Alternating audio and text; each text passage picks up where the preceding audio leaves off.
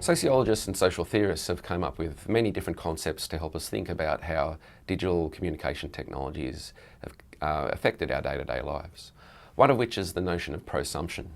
This is obviously a kind of combination of production and consumption, and the argument here is that much of the stuff that happens online is this form of prosumption. It's not just production, it's not just consumption, it's people doing both. You can see this across many of the kind of main digital platforms, something like YouTube, for instance. People actual people out in the world are the ones that are making the content, uploading it, and also the ones making all the comments on it.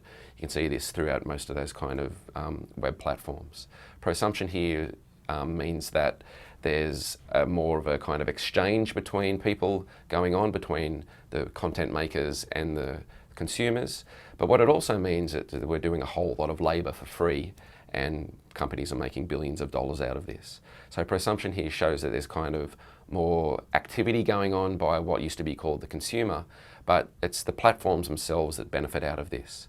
There's also been what's called immaterial labour, where people kind of do this labour for free and companies mine it for profit.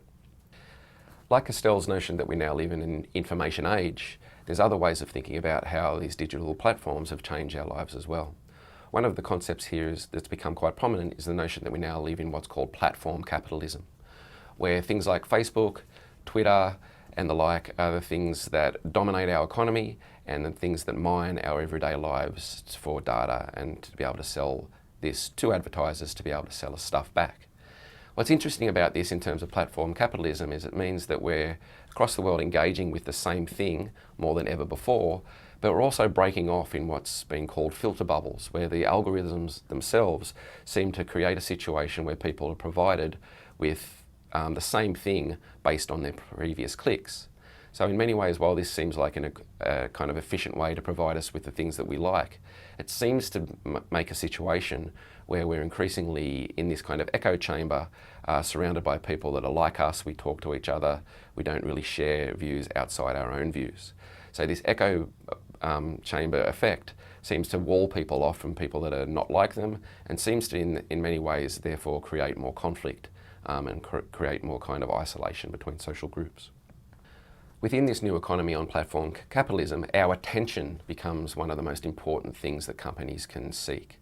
And this has been called an attention economy or ecologies of attention.